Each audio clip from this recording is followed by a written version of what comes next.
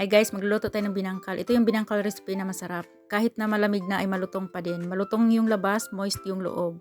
So sa isang bowl, maglalagay lang tayo ng 1 large egg, 1/2 cup evaporated milk, 2 tablespoon na oil, 1 cup brown sugar. Gamit ko ay dark. Pwede kayo gumamit ng light brown or white sugar.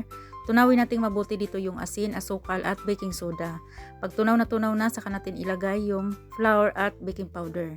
Pwede kayo gumamit ng first class flour or third class flour, pero kailangan natin ay malutong kahit na malamig na. Kaya mas maganda na all-purpose flour yung gamitin dahil maganda ang texture at yun talaga isa sa sikreto na malutong yung binangkal kahit na malamig na. So bibilugin lang natin ito, gumamit ako ng tablespoon na panukat para pantay. Sunod ay pahira natin ng tubig bago natin i-coat or igulong sa sesame seeds para siguradong madikit at hindi siya matatanggal kapag ipiprito na natin. Lalo na kung pambenta, mas maiging gagamit kayo ng panukat para pantay-pantay yung laki.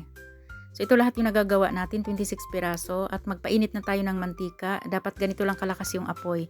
Hindi masyadong mainit yung mantika, kailangan ay ilagay na natin. Dahil pag sobrang init na at ilagay mo, diretso masunog yan. Dapat dahan-dahan lang yung kanyang luto para luto yung loob, crunchy yung labas.